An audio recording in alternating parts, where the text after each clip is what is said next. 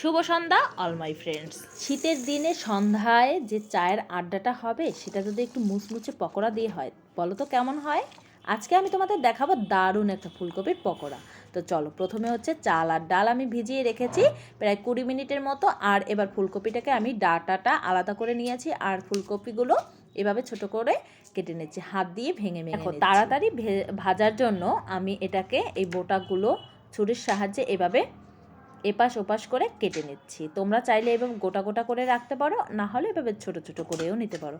এবার চলো, আমি এটাকে একটু হাফ বয়েল করে নেব। দেখা যায় আগের দিনে লাস্টের দিকে ফুলকপিতে পোকা দেখা যেত, আর এখন কিন্তু শুরুর থেকেই পোকা দেখা যায়। তো এভাবে হালকা একটু সিদ্ধ করে নিলে পোকাও যদি থাকেও তাও বেরিয়ে যাবে।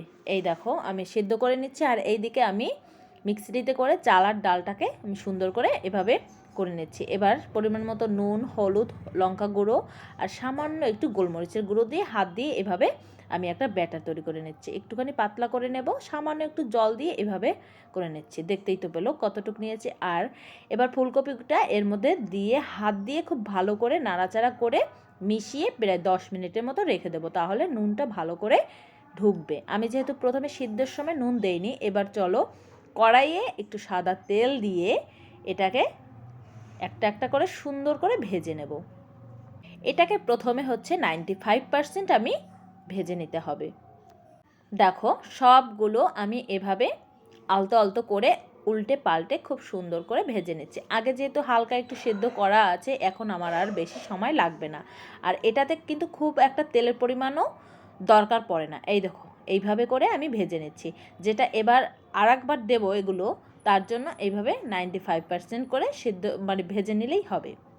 আসলে বছরের প্রথমে বানিয়েছি তো এটা, এখন দেখা যায় যে আমাদের প্রত্যেকের তৃপ্তিও মেটেনি। এত মজার এই ফুলকপির পকোড়াটা, আর সবাই ভীষণ পছন্দ করে। দেখো, সবগুলো ভাজা হয়ে গেছে, আর ওই সামান্য যে একটু ব্যাটার ছিল ভাজাগুলো আবার দিয়ে দিলাম। আর তোমাদের যদি কর্নফ্লাওয়ার থাকে অবশ্যই কর্নফ্লাওয়ার দেবে, তাহলে মুচমুচিটা আরও বেশি ভালো হবে। আমি একটু বেসন দিয়ে এভাবে উপরে ছিটিয়ে দিচ্ছি। আর এই দ্বিতীয়বার এরকম যদি ভাজা হয় না, একেবারে কুড়মুড়ে হয়ে যাবে, আর খেতে কিন্তু দারুণ লাগবে। তোমরা চাইলে এটা সন্ধ্যা বা সকালে এটা চায়ের সাথে খেতে পারো, না হলে বাচ্চাকে টিফিন হিসেবেও দিতে পারো। এই দেখো, এবার সবগুলোকে একসাথে দিয়ে হাই হিটে খুব ভালো করে এপিট ওপিট করে ভেজে নেব।